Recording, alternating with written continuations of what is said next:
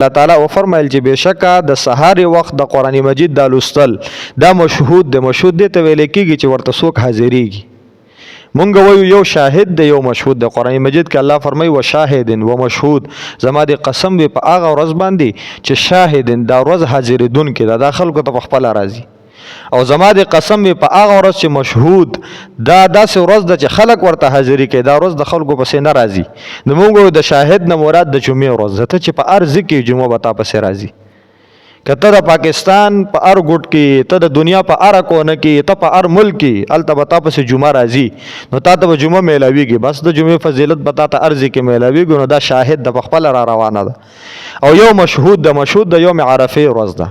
د یوم عرفه د دې ورځ د فضیلت دا وقوف عرفه سره به هغه چاته میلاویږي چې څوک عرفات ته لاړي یو خو په دې ورځ روزه نیول دی او خو هر چاته میلاویږي خو یو عین د دې ورځ چې کوم وقوف عرفه کوم عمل دی نو هغه عمل به هغه چاته میلاویږي چې عرفه ته لاړي حج لته دی الته نو هغه ته به دا میلاویږي نو خلک ورته حاضری کوي نو مشهود دی ته ویل کیږي چې دی ته خلک راځي نو دلته رسول الله مبارک فرمای سحر وخت د قران مجید مشهود دی ته حاضری کوي څوک ورته راځي نو قال تشهده ملائکه الليل و ملائکه النهار د شپې او د ورځې فرشتي د سحر په منځ کې جمع کیږي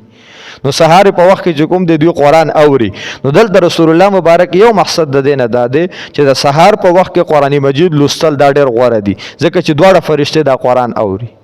او دویم مقصد د روایت نه داده چې پیغمبر علیه الصلاۃ والسلام فرمایي چې د سحر د اموز د دوه کرته عمل نامه کې لیکل کېږي ځکه د شپې فرشته اومدلته وي او د ورځې د فرشته اوم ویل که څنګه چې د مازیګری په منځ کې تیر شو نو دا د سحر موز فضیلت شو بیا